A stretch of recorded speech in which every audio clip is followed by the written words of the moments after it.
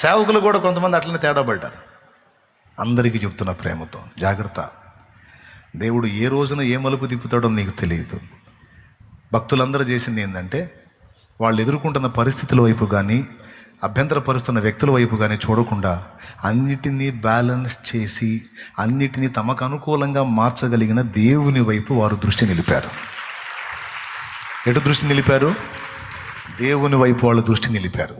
అందుకే విజేతలుగా నిలబడ్డారు. మనందరికీ సాక్షులుగా పరిగణించబడ్డారు. నీకేమర్థమైంది? నిరాశ నిస్పృహలు ఆవరించినాయా? కృంగిపోయి ఉన్నావా? వదిలే. చెప్పు, నీ భవిష్యత్తు ఎవరి చేతిలో ఉంది? ముందే చూశాడా?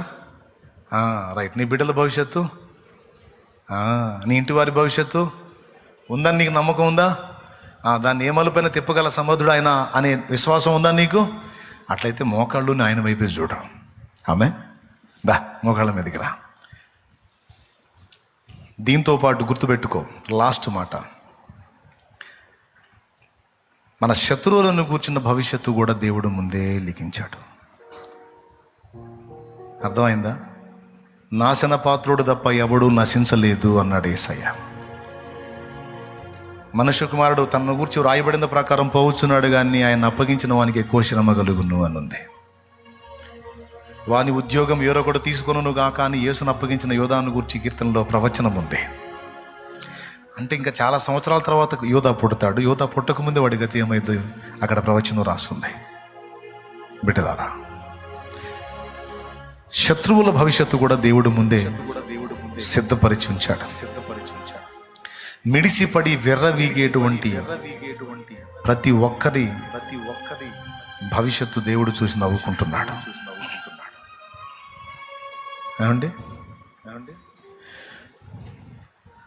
రంగు రంగుల లోకపు పొంగులెన్ను చూసి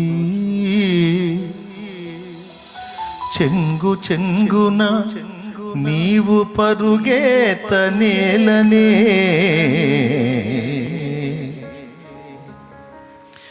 అందము మాయా సౌందర్యము వ్యర్థమని త్రాసు మీద ధూళి లాంటి, త్రాసు మీద ధూళుంటే నువ్వు తెలిసిపోద్ది, అది లైఫ్. త్రాసు మీద ధూళి లాంటి యౌవనమే క్షణికమని,